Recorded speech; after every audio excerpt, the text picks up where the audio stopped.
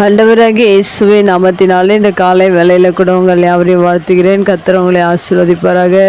இந்த நாளிலே கூட எஸ்ஐயா தீர்க்கதரிசன புத்தகம் 26ஆம் அதிகாரம் 3ஆம் வசனத்தை கூட வாசித்து தியானிக்கலாம்.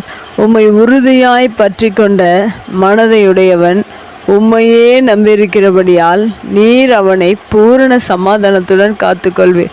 மிக அருமையான வேத வசனம். இந்த வேத வசனத்தின் முதல் பகுதியில் கூட உறுதியாய் என்று சொல்லப்பட்டிருக்கா. மெய்யாகவே நாம் நம்முடைய தேவனை உறுதியாய் பற்றி கொண்டவர்களாக இந்த பூமியில் வாழும்போது தேவன் கொடுக்குற ஆசீர்வாதம் மிக பெரிதான ஒரு ஆசீர்வாதத்தை இந்த வேத வசனத்தில் எழுதப்பட்டிருக்கிறது. அவனை பூரண சமாதானத்துடன் காத்துக்கொள்வீர் என்று எழுதப்பட்டிருக்கா. மெய்யாகவே நம்முடைய தேவனை நாம் உறுதியாய் பற்றி கொள்ளும்போது, அந்த உறுதியாய் பற்றி கொள்கிற ஒரு மனது நம்மிடத்தில் இருக்கும்போது, அடுத்ததாக வசனத்தில் சொல்லப்பட்டிருக்க உண்மையே நம்பியிருக்கிறபடியால் அந்த உறுதியான மனதையும் தேவனுடைய மீது வைத்திருக்கிற அந்த நம்பிக்கையும் தேவன் பார்த்து நம்முடைய வாழ்க்கையில் பூரண சமாதானத்தை அவர் காத்து கொள்ளுகிற தேவனாக இருக்கிறார். ஏனென்றால் வசனத்தில் நீர் அவனை பூரண சமாதானத்துடன் காத்து கொள்வீர் என்று சொல்லப்பட்டிருக்க. ஒவ்வொரு நாளிலும் உங்களுடைய வாழ்நாள் முழுவதும் தேவன் உங்களை பூரண சமாதானத்துடன் காத்து கொள்ள வல்லவராக இருக்கிறார். ஒவ்வொரு நாளிலும் தேவன் மீது நமக்கு இருக்கிற நம்பிக்கை பெருக வேண்டும்.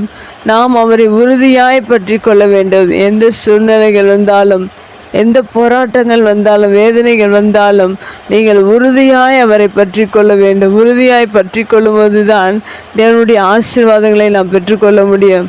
நம்முடைய வாழ்க்கையில் ஒவ்வொரு நாளிலும் அவரை சார்ந்து வாழ்கிற ஒரு அனுபவம் நமக்கு தேவை. அவரை உறுதியாய் பற்றி கொள்கிற ஒரு அனுபவம் தேவை.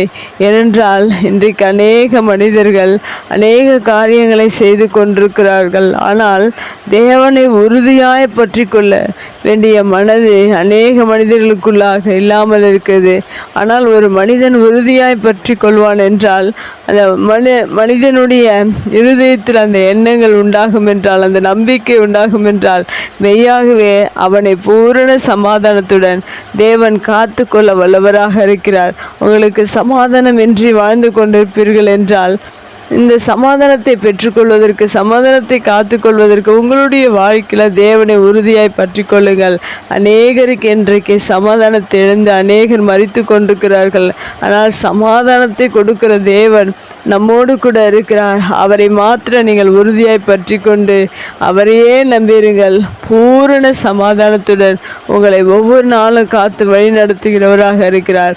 தேவனை உறுதியாய் பற்றி கொள்வோம். பூரண சமாதானத்தை பெற்றுக்கொள்வோம். கர்த்தர் நம்மை ஆசீர்வதிப்பார். கண்களை மூடி ஜெபிக்கலாம். எங்கள் அன்பு தகப்பனே, அருமையான வார்த்தைக்காக நன்றி செலுத்துகிறோம்.